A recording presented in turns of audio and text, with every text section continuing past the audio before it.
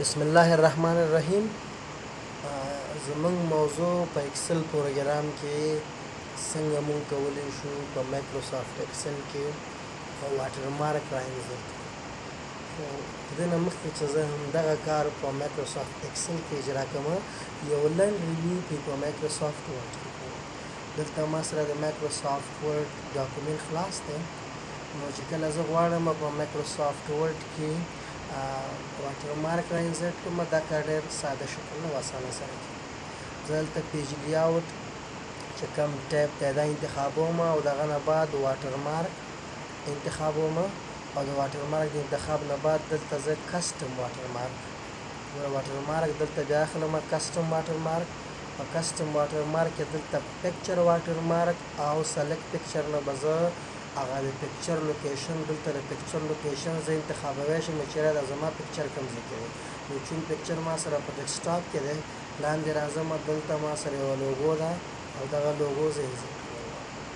نو دا کار دلته ما سره په مایکروسافټ ورډ کې ډېر ساده شکل سره جوړ شو. ولې همدغه کار چې کله زه غواړم په مایکروسافټ ایکسل کې وکړم، نو هلته به یو څه لانجمن وي. البته هغه وجه دا ده چې ګوره دلته په ایکسل کې چې زه کله همدغه د واټر مارک اپشن یا کمانډ ګورم نو نشته دی.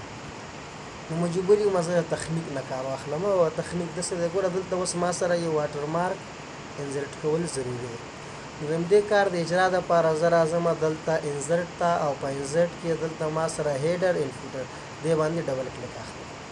د ډبل کلیک نه بعد دې ځای کې تاسو ګورئ چې ما سره ډیزاین په نامه یو ټیب را ظاهریږي چې دې کې دغه ریبن کې مختلف قسمه اپشن دي. نو نور سره زما کار نشته. دغه پکچر باندې زه ډبل کلیک اخلم او دې ځای نه زه هماغه پکچر انتخابوم کوم پکچر چې زه غواړم من حیث د واټر مارک یې راانځور کړم. نو دلته کې زه د هغې لوکیشن چون ما سره په ډیسکټاپ کې پروت دی او دلته لاندې راشم لوګو ده او انزرټ. دلته ما سره د پکچر هغه کوډ راغلی چې کله زه بیرون کلیک وکړم نو هغه پکچر ما سره راځي. خو زما مشکل حل نه دی، څه مشکلات شته دی. د همدغې مشکل د حلولو دپاره اول خو دا دی چې د دغې دا کوم پکچر سایز ډېر وړوکی دی. غواړم اول قدم کې د سایز غټ کړم. نو بیا انزرټ ته راځم او په انزرټ کې دلته هیډر ان فوټر چې کله دلته راغلم ډیزاین په نامه چې کوم ټیب ما سره را ظاهریږي، دلته زه غواړم پکچر فارمټ پکچر باندې ډبل کلیک اخلم. د دغې هایټ او وایټ ډېروم. هایټ هم ورته شپږ اخلم او وایټ کې هم ورته شپږ اخلم. اوکې، پکچر ما سره راانځور شو. دا تاسو پورې تړاو ساتي چې تاسو د خپل پکچر هایټ څومره اخلئ، وایټ څومره اخلئ، ډیپینډ تاسو پورې دی چې تاسو خپله صفحه څنګه اډجسټ کوئ. ها، نو یو مشکل خو چون دا دی چې دا ما سره راښې چون دی د صفحې په منځ کې راوستلی غواړي. د ده کار د اجرا دپاره ګوره تاسو به چې کله انزرټ ټیب باندې کلیک وکړئ او هیډر ان فوډر باندې کلیک واخلئ، دلته کرسر چې کله موږ ودرو د کیبورډ نه انټر پریس کوو، د هر ځل د انټر په پریس کولو سره زموږ پکچر لاندې راښکته کېږي. او چې کله موږ د کیبورډ نه بیک سپیس بټن پریس کوو نو زموږ پکچر به پورته کېږي.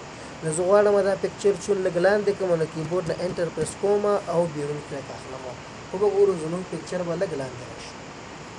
نو تقریبا زموږ دغه دا کم پکچر چې موږ از واټر مارک انزرټ کول غوښته تقریبا صفحې منځ ته شو.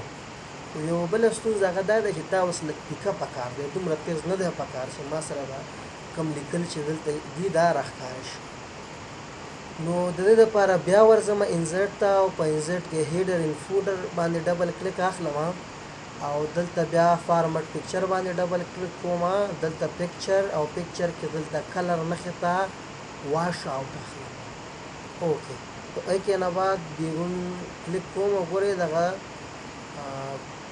کوم پکچر چې ما از واټر مارک راانزرټ کړ نو پیکه راغی او ما چې څه غوښته هغه اجرا شو. نو خدای دې وکړي چې تاسو پرې پوه شوي اوسېږئ تر بیا چې زه ستاسو خدمت کې حاضرېږم نو خدای پامان.